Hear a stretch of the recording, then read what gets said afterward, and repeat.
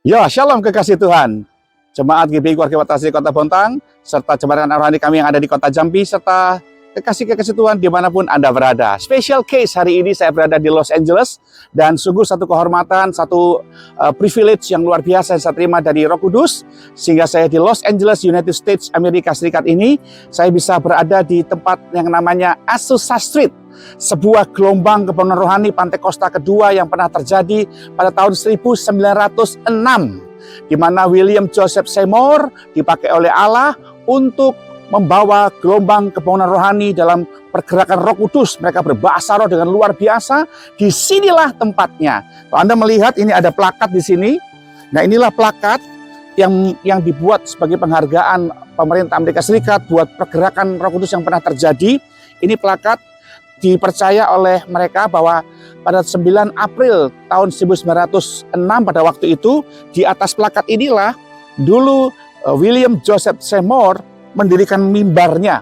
Gedung gerejanya itu dulu di sini, Bapak Ibu, lebarnya 6 kali 20, luas tanahnya 20 kali 40, tapi bangunannya 6 kali 20. Joseph Seymour membuat mimbar itu di sini. Dia berkhotbah di sini, berbahasa roh di sini, dan ratusan orang dari Los Angeles itu merasakan lawatan Allah yang luar biasa. Dan oleh karena kemurahan Tuhan, api kebenaran rohani terjadi. Di Azusa Street ini sampai tahun 1931 pemerintah Los Angeles atau Amerika Serikat memberikan penghargaan. Di Azusa Street ini dibuat plakat yang kita lihat di gerbang atau di pintu jalan Azusa Street di Los Angeles, Amerika Serikat ini.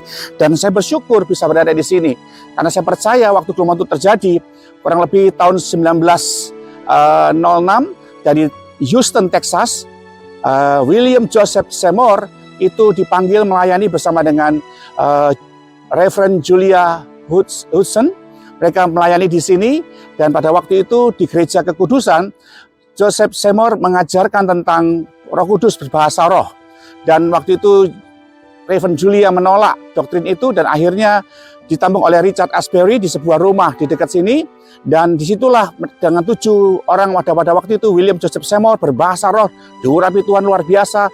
Dari situlah cikal bakal Pantekosta kedua yang terjadi setelah kitab Kisah Para Rasul pasal 2. Dan disitulah mulai Joseph Seymour mulai menerima urapan Roh Kudus, dan mereka akhirnya berbahasa roh dan menjadi satu rumor yang menarik pada zaman itu, sehingga seluruh kota di Los Angeles berkumpul, dan mereka akhirnya mencari sebuah gereja Metodis Evangelis yang udah lama nggak dipakai dan jadikan sebuah gudang atau kandang, dibersihkan oleh William Joseph Seymour bersama dengan ibu-ibu dan orang-orang pada masa itu, dipapani, dibuat semacam kayak gedung gereja.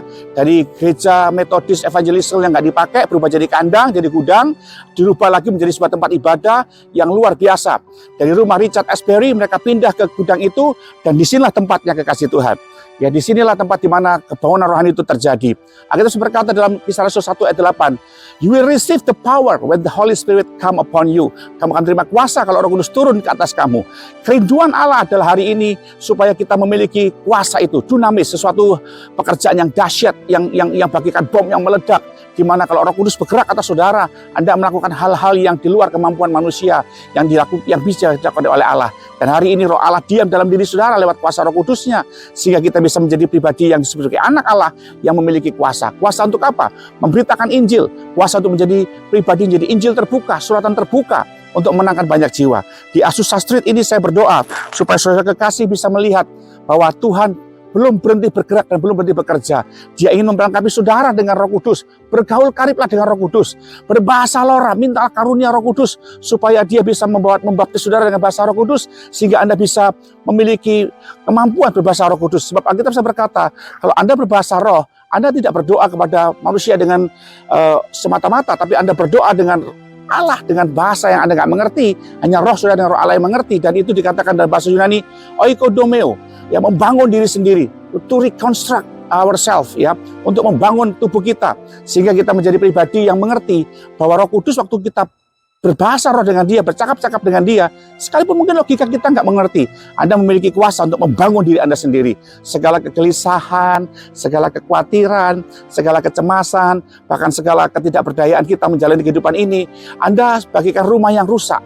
Waktu Roh Kudus masuk dalam diri kita dan kita bercakap-cakap dengan dia, Anda sedang membangun kembali, to reconstruct, ya, membangun, mengkonstruksi ulang tubuh kita, menguji ulang kembali manusia batiniah kita, sehingga menjadi manusia rohani yang kuat. Itulah kuasa. Anda untuk mengampuni orang perlu kuasa. Anda untuk berbuat baik perlu kuasa. Anda untuk punya kehidupan bergaya hidup murah hati itu perlu kuasa. Manusiawi kita nggak bisa. Kalau manusia kita sedang nggak mampu untuk itu, kita perlu rekonstruk, perlu membangun kembali dengan kuasa Roh Kudus. Dan disitulah Anda perlu melibatkan Roh Kudus sebagai penguasa dalam diri kita. Anda perlu bercakap-cakap dengannya. Anda perlu memberikan kesempatan buatnya untuk dia bisa menjadikan pribadi yang mengambil alih seluruh kehidupan kita. Kau ambil alih seluruh hidupku. Bila dia mengambil alih seluruh kehidupan setiap kita, sehingga hidup kita menjadi alat untuk kemuliaan bagi nama Tuhan. Dari Azusa Street ini saya berdoa, supaya api Roh Kudus terus menyala dan membakar kehidupan setiap kita, untuk kita bisa menjadi berkat bagi sesama kita. Saudara hari ini tidak punya kuasa untuk serupa seperti Yesus, bergaulah dengan Roh Kudus. Dia yang akan memberikan kuasa, sehingga kasihnya, kesabarannya, kelemah lembutannya, penguasaan dirinya, bahkan karakter Yesus itu menguasai kehidupan setiap saudara dan saya. Dan dari tempat ini saya berdoa supaya api Roh Kudus itu seperti menjamah William Joseph Seymour dan seluruh orang-orang di Los Angeles pada waktu itu juga akan turun ke atas saudara. Karena nubuatan Nabi Yoel pasti terjadi. Pada masa terakhir, hujan akhir akan lebih dahsyat pada hujan awal, di mana gelombang kebangunan Roh Kudus akan terjadi. Dan saya berdoa supaya Anda yang menyimak siaran saya ini atau vlog saya ini, baik jemaatnya di Bontang, di Jambi, mau dimanapun Anda berada, boleh berkata, Tuhan jadikan aku orang-orang yang terbilang dalam gelombang kebangunan rohani yang terdahsyat di akhir zaman ini. Haleluya. Tetap cintai kekudusan dan bergaul kalib dengan Roh Kudus, maka apa yang Tuhan kerjakan bagi William Joseph Seymour akan Tuhan juga berikan bagi saudara dan saya. Apa yang terjadi tanggal 9 April 1906 juga akan terjadi di akhir zaman ini, menyertai saudara jemaat yang di Bontang, di Jambi, dan bagi saudara pun dimanapun Anda berada menyaksikan program ini. Saya percaya dari Azusa Street ini, kehidupan setiap kita akan terus memiliki kuasa untuk menjadi berkat, kuasa untuk mengampuni, kuasa untuk berbuat baik, kuasa untuk memberitakan Injil, kuasa untuk menjadi saksi-saksi Kristus, sehingga lewat kehidupan kita ada banyak orang yang mengenal kehidupan Kristus. Ingat, Anda adalah ikon kerajaan Allah. You are the icon of the kingdom of God. Anda adalah ikon kerajaan Allah. Lewat kehidupan kita, orang melihat kuasa Allah lewat Roh Kudus dalam diri saudara dan saya. Haleluya. Doa saya minta saudara. Salam dari Azusa Street, Tuhan memberkati. Haleluya.